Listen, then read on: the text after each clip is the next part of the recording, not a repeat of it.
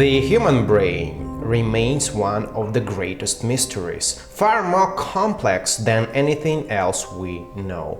It's the most complicated object in the universe that we know of.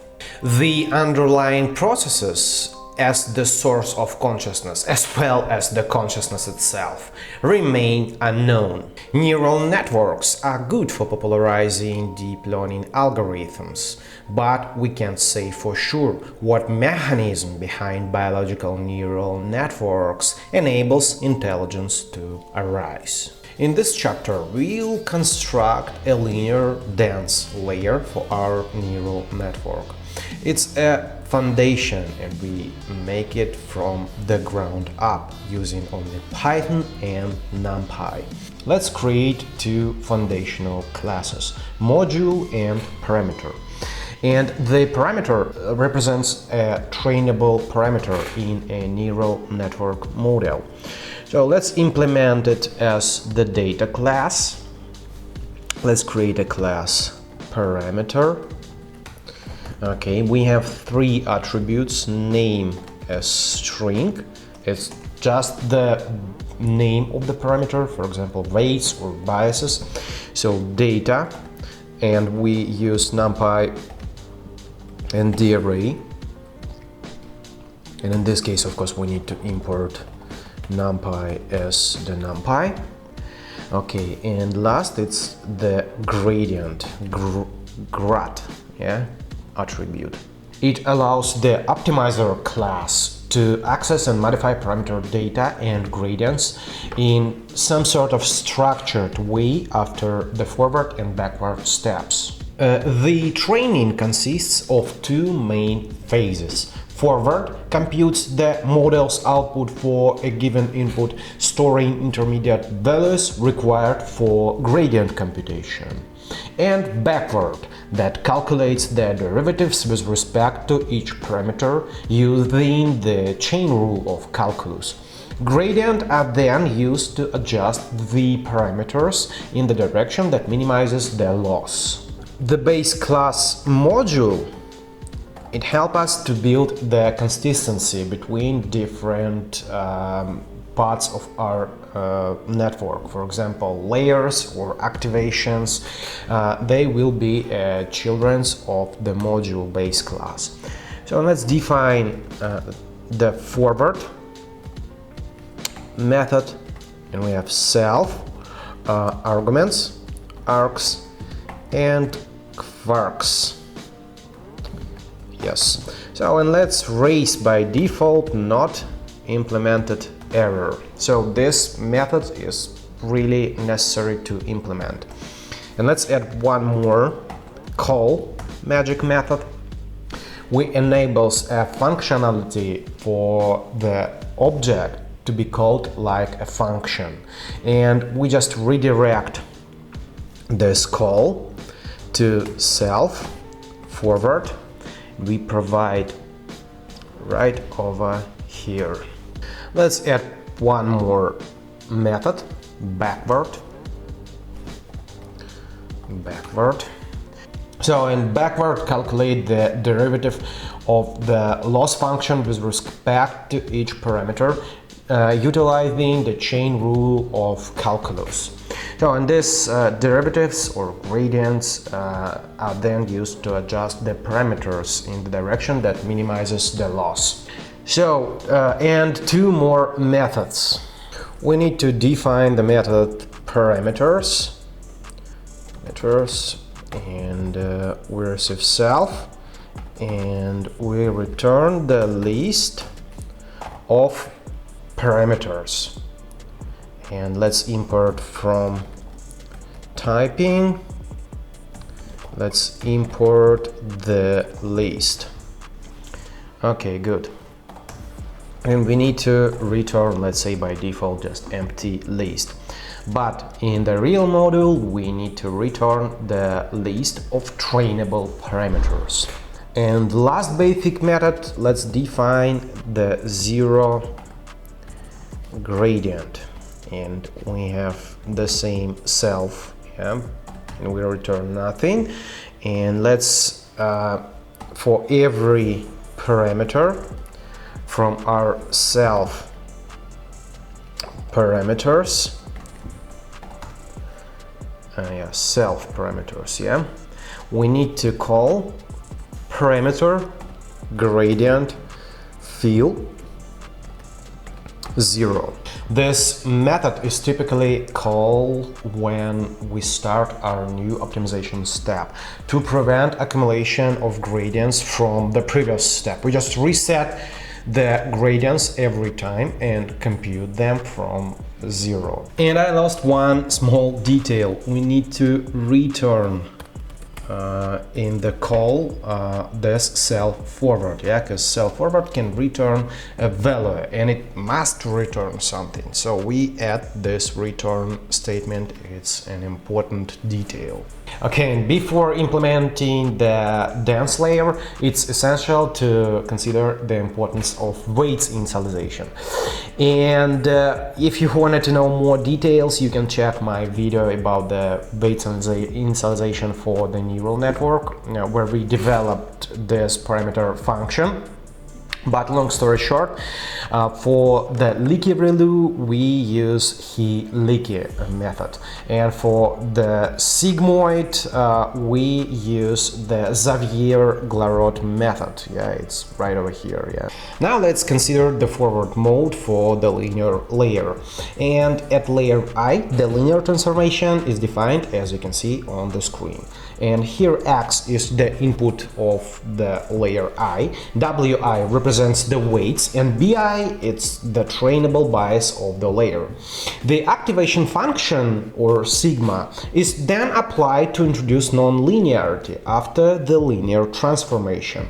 And the single step of the network can be written explicitly as you can see on the screen, where Ai of X denotes the linear transformation at layer I. In a neural network, the input data undergoes a series of transformations layer by layer, resulting in the final output. And using the functional composition, the deep neural network is completely expressed as you can see on the screen. So, the forward pass computes these transformations sequentially, storing intermediate values for use during the backward pass. And now let's implement the linear layer. The main equation that we need to follow is right over here. I'll try to be as close as possible to this equation. So let's start from the constructor. Let's define the init method. And we have, of course, self as the first argument. Then we have the input size as integer, output size, the same data type, integer. Okay, and we need to add init method. Okay, I have this init method definition. Yeah, let's use the same and Xavier by default. As the first argument or the first property, let's install the input, and let's use the NumPy and the array. By default, we just init it to none. Yeah, this is the input that we save for the backward pass. It's just our x variable that we, let's say, cache for the derivative computation. Okay, and then we have the weights, self.weights. And weights, of course, it's NumPy array. And let's call the parameter, and we use the same input size, output size, and init method. So we initialize the weights based on these settings that we provide to the constructor of the linear layer. And also we need to create the derivative of the weights, d-weights. So it's the same NumPy and the array, and we init it as NumPy zeros like self weights. Now we just track the gradient for our weights in this variable. And let's create the self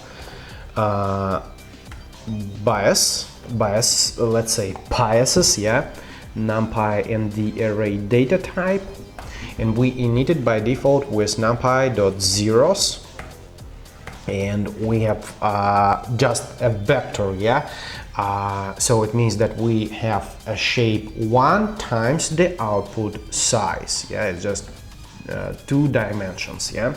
So, and by the same way, let's track the gradient or derivatives of the biases to the separated variable d biases, and it's just numpy zeros like biases. Let's now implement the trainable parameters method, and we need to return the list of trainable parameters, and we can call parameter.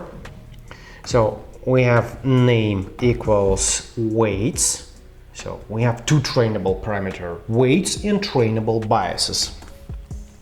So data equals to self dot weights, and gradient self dot d weights. Okay, and we have one more trainable parameter, and we can just copy and paste and call it biases, data from self biases and the gradient from d biases. Okay, and now we are ready to implement the forward method. Let's define the forward method, and we receive the x in an input, yeah. So we can type it as numpy and the array, and we need to return numpy and the array, I think. First of all, yeah, let's save our input to the self input for the backward pass. And then let's follow this convention, yeah. Let's create a variable x1, it equals x dot product with self dot weights, yeah, the same, you know, step, yeah. Dot product, it's this @ symbol, and plus self dot biases, and we need to return the x1. I just implemented this equation, yeah, just with the same notation, yeah, just follow the same variables. And in backpropagation, the goal is to compute the gradient of the loss function with respect to every parameter in the network.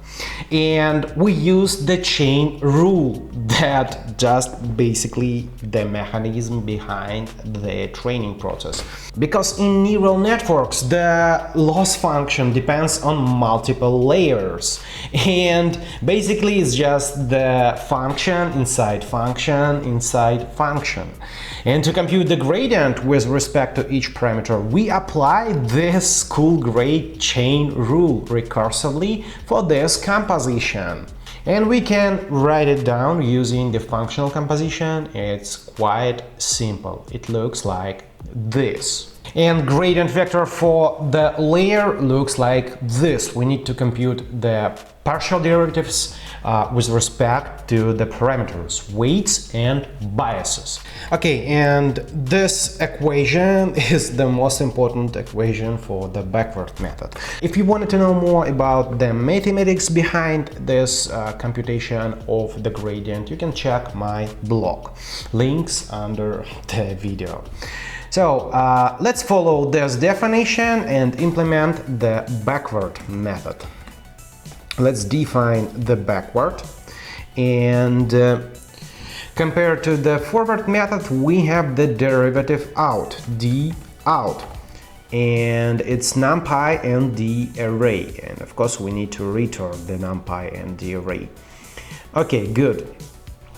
And we have two items, yeah. We have the derivative, partial derivatives with respect to weights, and the second one with respect to biases. Let's first of all implement the derivative with respect to weights, and we have this variable d weights, and we know that this is our transpose input times the derivative out. And we can compute it. We know that the input is just the self input dot transpose dot product with the derivative out. Okay, and I think that it's exactly our definition, yeah? X transpose times the derivative out, yeah? That's exactly one-to-one match. So then we have the derivative of biases. But we need to remember that the bias is just the vector and d out can be a matrix, and we need to follow the same dimensionality, and to make it right we need to call sum and computes the sum of the gradients across all samples in our d out. And the derivative of biases we need to call the numpy sum for the d out, just to support the same dimensionality for the biases, yeah, across the axis 0. Okay, and we need to keep use the keep dimensions true. And we need to proceed this generation. We need to utilize the chain rule, and we know that this d out, it's the variable that goes step by step, layer by layer. And what operation do we have for this layer? And we know that we just multiply this by our input by weights, and we still have this d out as sort of input, and we need to return d out dot product with self dot weights transpose, because we know that we have only this variable, yeah, x transpose, because our derivative just drop the biases is just 1, yeah, and we don't need to multiply this d out times 1, yeah, we have only one variable that survive this derivative operation, and we just return the derivative derivative out times the weights transpose. Just continue our chain rule, yeah, just return the result of the current layer. So, and right now we have forward, backward, we have parameters, trainable parameters, yeah, it's everything that we need to have for the linear layer. So we can proceed with the loss. And to check the accuracy of the model, we compare the predicted output, y predicted, with the true label, y target. The measure of this discrepancy is what we call the loss function. For classification with two problems, we deal with a binary classification task, and the most effective loss function in this case is the binary cross-entropy loss. And you can see the implementation of the binary cross-entropy on the screen. If you wanted to know more details about the cross-entropy, you can check the video. I have a video about the binary cross-entropy and how we implemented this class. Okay, and we need one more function, Sigmoid function, and we need to implement forward and backward for the Sigmoid. Again, I have a video about the Sigmoid, logits and probabilities, and the Sigmoid class is absolutely necessary to convert the raw model output or logits to the probabilities. In our model, it's the only purpose that Sigmoid serves. In training neural networks, stochastic gradient descent is one of the popular optimization algorithms. It aims to minimize the loss function by updating model parameters in the steepest descent direction or in the negative gradient direction. Now let's implement the stochastic gradient descent, class SGD. Okay, and let's define the constructor init, and we use the learning rate as the float, and by default let's install the learning rate 0.01, and let's add one more parameter, momentum, and of course it's just the float, and let's use 0 by default. Yeah, if we have 0 momentum, it means that we use just the standard stochastic gradient descent without any momentum. And you can check my video about the momentum where we developed this method from 0. Now let's implement the stochastic gradient descent, class SGD. Okay, and let's define the constructor init. And we use the learning rate as the float. And by default, let's install the learning rate 0.01. And let's add one more parameter, momentum. And of course, it's just the float. And let's use 0 by default. Yeah, if we have 0 momentum, it means that we use just the standard stochastic gradient descent without any momentum. And now let's install these parameters to the class properties. We need to install the learning rate. Let's add the momentum. And one more, if we have the momentum, we need to add the velocity term. And by default, let's install just empty object, yeah, or empty dictionary. Okay, and we need to define the method step. And of course, we have self and module as the module data type. Okay, and we just put as the argument of the step method the model that we want to optimize. And as far as you remember, inside the module we have parameters method, and this parameters method just return bunch of parameters for optimizer. And in the linear layer we have two parameters, weights and biases, for example. Yes, it's a list of parameter data type. We can iterate through the parameters from the module.parameters call. And let's use the parameter ID, param ID, and we need to call the parameter.name. It's just unique identifier of the parameter. And for every parameter, if we have the momentum, we need to use this velocity, yeah.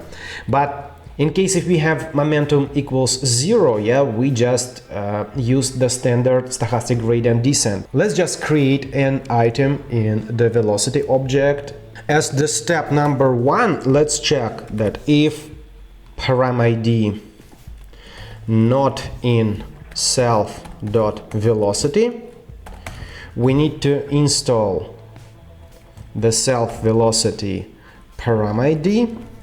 And let's use numpy zeros like, and we have one more key in the parameter. It's just parameter.data, because the velocity must be in the same shape as the parameter data. So then let's take the gradient from our parameter. Let's use the parameter.gradient copy.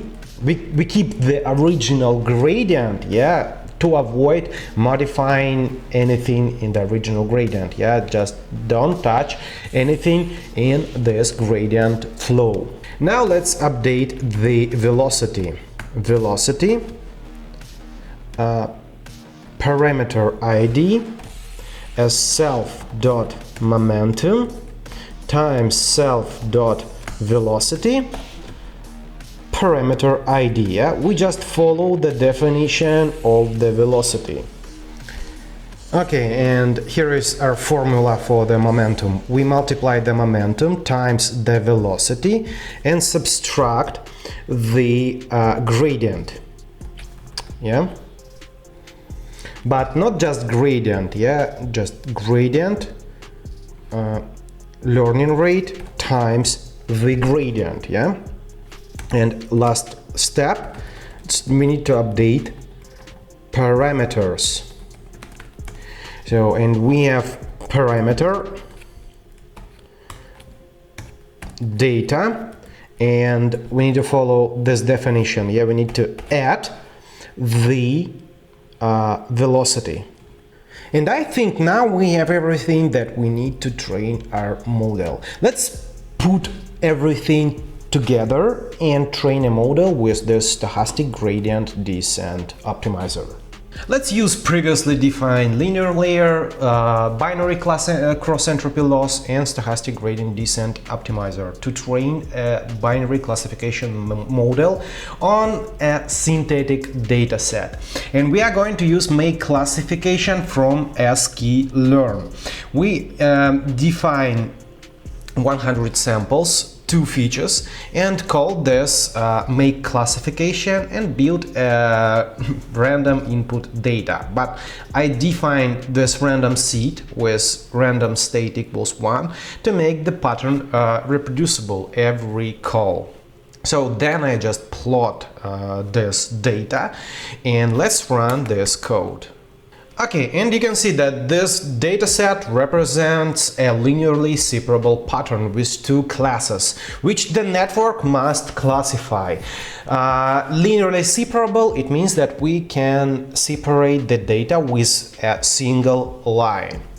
Now let's define our model, and we need to call linear, and we know that the input size in this case, we define 2 features, so it means that we can use this variable features for the input size, and the output size we need to have only 1 item for an output. Yeah, it's just the predicted probability. And init method we need to call Xavier, because we're gonna use the Sigmoid function. Okay, let's create an activation. And we know that we have the Sigmoid function as the activation function.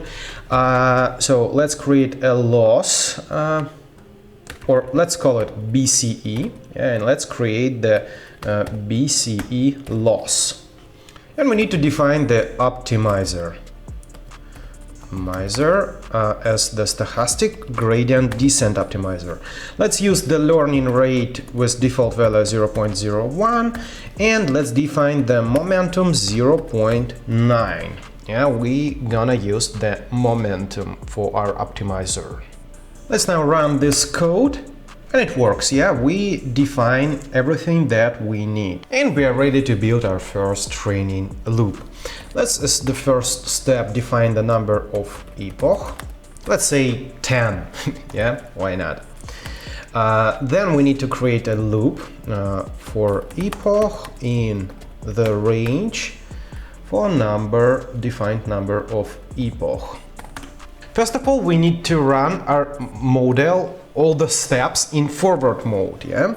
And let's define the variable output. And we need to call the model, and we provide our variable x as the input, yeah? As far as I remember, we define this x and y target as the data for the training, yeah? Okay, and as the second step, let's create a variable y predicted. And we need to call the activation in forward mode, and we need to provide our output to the activation. Okay, good. And last step, we need to compute the loss. And to calculate the loss, we need to call the binary cross-entropy in the forward mode, and we have y predicted. We need to compute the compute the difference, yeah, between y predicted and y target.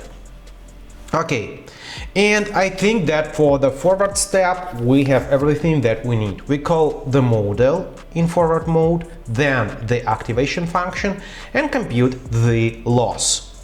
As the second step, we need to call the backward methods for our model layers. But before to compute the gradients, we need to call the model 0 gradient. Every time before the backward actions, we need to start the computation of the gradients from 0.